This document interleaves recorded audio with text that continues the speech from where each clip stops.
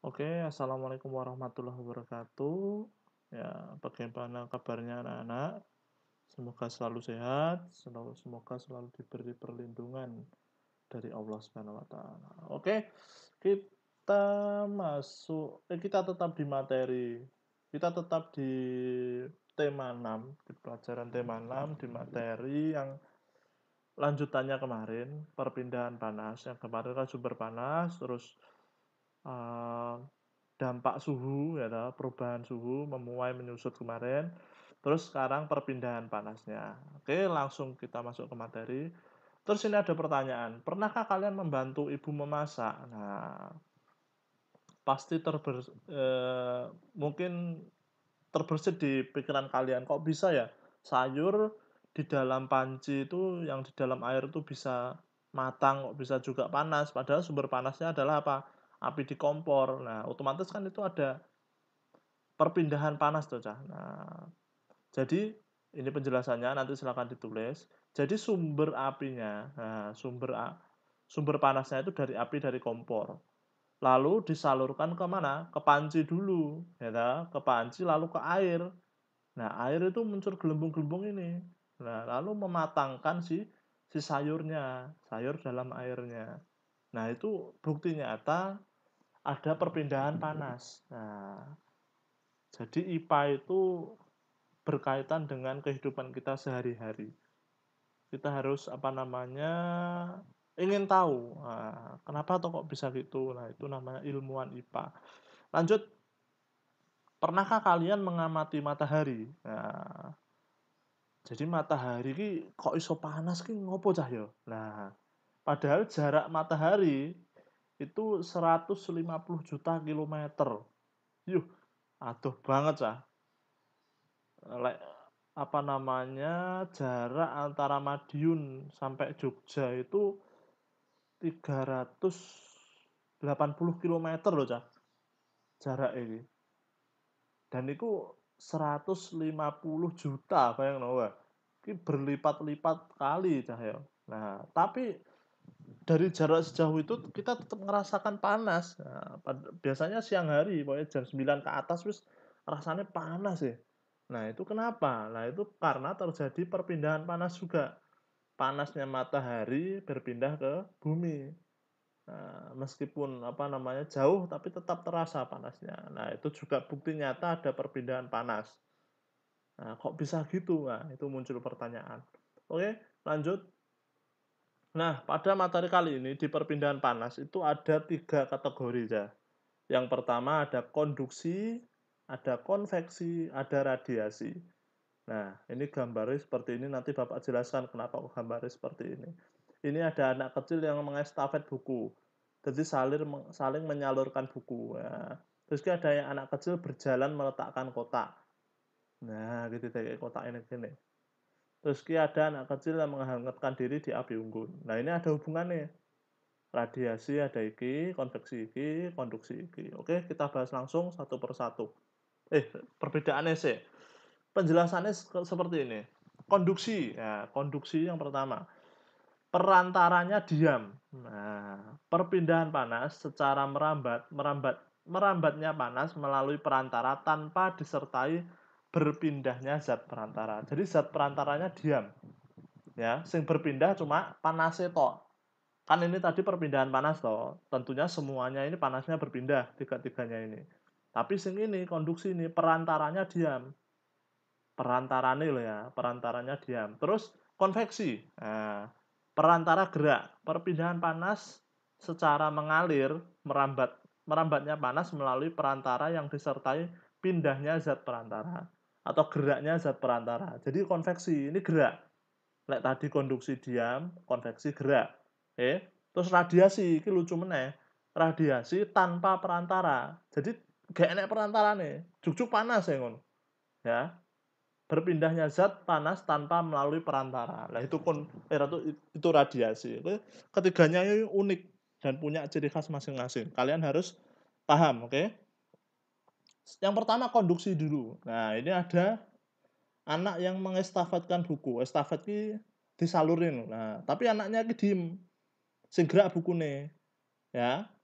Nah, Konduksi, perpindahan kalor secara konduksi disebut juga perpindahan secara hantaran ya, yaitu perpindahan kalor tanpa memindahkan zat perantaranya. Umumnya perpindahan kalor secara induksi terjadi pada benda padat. Nah, ini biasanya benda padat tok sing induksi. Nah, seperti ini. Ini besi, nah, ini panaskan. Ini panasnya akan merambat-merambat terus ke tanganmu, terus panas. Tanganmu jadi panas. Nah, kenapa? Nah, ini karena konduksi, merambatnya karena panas. Terus benda ini diam apa bergerak? Benda ini diam, nggak bergerak perantaranya. Tanganmu tidak termasuk. Tanganmu itu yang kena panas, ya, yang disalurkan. Yang menyalurkan atau zat perantaranya itu diam. Gitu. Besi diam toh, nggak mungkin gerak toh. Lah, contohnya seperti ini. Seumpamanya ini, keempat anak ini kita misalkan sebagai perantaranya. Terus buku itu kalornya. Nah, ini anaknya diam toh. Menyalur gitu. Nah, itu namanya induksi. Ya, paham ya? Seperti itu. Terus contohnya di kehidupan sehari-hari silahkan nanti dicatat sendiri. Di pause video ini dicatat. Banyak sekali. Ya, sendok akan terasa hangat ketika digunakan untuk makan makanan panas. Nah, ya tahu jelas loh. Mau kowe nyendok sop, nah sop iki sik panas, terus sendokmu rasanya panas, ya tahu. Terus iki rasa panas memegang gelas piring yang berisi air panas. Nah, piring kan meneng wae toh, gelasnya meneng wae toh itu. Tahu-tahu panas. Nah, itu karena konduksi. Lanjut. Sekarang konveksi ya. Perpindahan kalor secara konveksi ialah perpindahan kalor yang disertai pindahnya zat perantara. Umumnya peristiwa perpindahan kalor secara konveksi terjadi pada zat cair dan gas. Nah, ini beda nih sama konduksi. Konduksi tadi diam, konveksi itu gerak. Nah, contohnya anak ini. Nah, perantaranya anak ini, dua anak ini. Dua anak ini tidak mau menyalurkan seperti tadi. Merambat tadi berarti tidak mau. Dia langsung berpindah. Nah, jalan perantaranya. Kalornya juga ikut berjalan. Ya, paham ya? Perantaranya jalan, kalornya berjalan. Itulah konveksi. Oke, seperti itu. Terus, nah, kalau di zat cair dan gas, nah, ini kan panas, sumber panasnya di sini. Ini kompor elektrik ya. Ini panas di sumber panasnya di sini lewat listrik. Nah, terus apa sih yang bergerak? Nah, yang bergerak ini air. Lah, air kok bisa mendidih itu kenapa? Lah, karena ada pergantian ya. Ketika air itu yang di sini sudah panas, otomatis air panas itu akan lari ke atas. Seret. Nah, terus berganti. Yang belum panas berganti ke bawah. Nah, itu sejak dulu. Jadi itulah reaksi kimia. Reaksi kimia. Itu reaksi fisika ya. Ketika air yang sudah panas itu pasti ke atas, ya. Ke atas terus gantian yang lain. Itu pasti seperti itu, muter. Muncul gelembung-gelembung seperti ini. Nah, itu gerak namanya. Terus ini diam apa bergerak, Pak? Kompornya diam, tapi yang bergerak ininya airnya. Nah, itulah konveksi. Contoh juga asap. Nah, contohnya api. Api kan ketika kamu bakar-bakar, ya toh, bakar sampah atau bakar opo. Lah kuwi kan ada asap. Nah, asapnya bergerak atau itu. Nah, asapnya bergerak itu karena apa? Nah, itu karena perpindahan panas secara konveksi. Nah, itu pokoknya ada yang bergerak. Terus ini ada air mendidih merata ketika dipanaskan dalam ceret. Terus ini terjadinya air dari laut. Nah, ini ada fakta unik. Nanti ditulis ya. Mancet. Nah, ini ada fakta unik. Ini ada proses angin darat dan angin laut. Ini mesti keluar oleh ujian. Ya. Itu karena apa? Ini karena konveksi. Nah, kok bisa tak play video ini? Ini sobat puter lagi. Ada kata-kata lagi. Malam terjadi angin darat. Nah, terjadi angin darat. Nah, angin darat tuh angin dari darat loh, saya. Loh, terus kalau ketika siang hari terjadi angin laut, angin soal laut. Jadi angin yang bertiup, nah ini angin darat. Nah, angin yang bertiup dari darat, lihat panahnya. Nah, itu kenapa bisa terjadi? Nah, karena perbedaan suhu lagi, perbedaan panas lagi, dan apa namanya terjadi proses konveksi. Kok bisa? Jadi ketika malam hari, mesti kamu juga merasakan, nggak cuma Pak Aji merasakan. Ketika malam hari, suhu di rumahmu itu lebih dingin apa lebih panas daripada siang hari?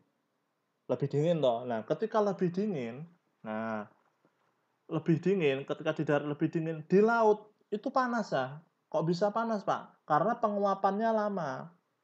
Nah, ketika panas, otomatis udaranya menguap ke atas loh. Itu masih apa namanya panas. Terus ketika malam hari, nah udara di daratan itu menuju ke lautan. Nah, karena apa? Mengganti udara yang panas tadi supaya dingin. Terus pokoknya proses alam ya, mesti seperti itu. Nah, terus kenapa kok ada kapal ini? Nah, digunakan oleh nelayan yang masih pakai layar seperti ini itu untuk melaut. Jadi budalnya mesti malam karena tertiup angin darat, angin dari darat ini, dari daratan senet. Nah, ketika siang hari berubah jadi nah, ketika matahari terbit, nah otomatis suhu di daratan panas, ya toh, panas toh. Di laut udah dingin.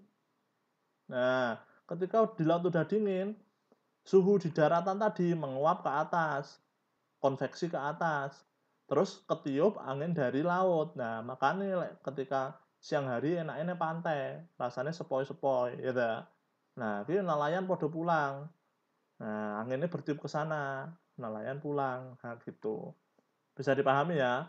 Angin darat itu angin dari darat ya, yang bertiup apa? Malam hari. Soalnya daratan dingin. Angin laut itu siang hari karena angin yang bertiup dari laut supaya daratannya dingin. Sepoi-sepoi. Oke, gitu ya, Teh ya. Lanjut. Nah, sekarang radiasi. Lagi yang unik tadi tanpa perantara, bayangno. Tadi pakai perantara, ini tanpa perantara loh ya. Proses perpindahan kalor tidak memerlukan zat perantara. Nah, seperti ini contohnya. Ya, ini double gambarnya ini. Waduh. Ya, jadi panas api unggun ini itu bisa dirasakan semua siswa yang sedang berkemah. Nah, padahal tidak menyentuhnya di sampingnya. Nah, itu perpindahan panas juga. Tahu-tahu panas. Terus ketika kamu semakin dekat, panasnya semakin bertambah. Nah, itu radiasi. Terus radiasi yang paling besar adalah radiasi matahari. Nah, itu manfaatnya luar biasa sekali. Tapi negatifnya ya iso gosong ya, terkena sinar UVA, UVB, apa kuwi UVA, UVB. Itu sinar yang apa namanya cahaya yang merusak kulit. Jadi ojo manas-manas. Ya. Itu sinar matahari iya sama perpindahan panas, tahu-tahu panas wae, ya. Ketika kena sinar matahari itu bisa untuk menjemur baju ya ta, radiasi, terus mengeringkan hasil padi, panen padi, mengeringkan garam ya ta, terus menghangatkan tubuh, masih banyak lagi. Oke. Lanjutnya ada info unik juga. Wah, ini ada info unik. Dampak lain dari radiasi panas ya, radiasi panas ya ini. Warna hitam versus warna putih. Wah, ini apa ini? Nah, ada info unik. Jadi radiasi matahari, sinar matahari itu lebih condong menyerapnya ke warna gelap. Jadi ketika apa namanya? Ketika pakai warna putih itu akan memantulkan panasnya. Ya, ketika malah warna hitam itu menyerap panasnya. Ya. Jadi ketika siang hari lebih baik kamu pakai baju putih.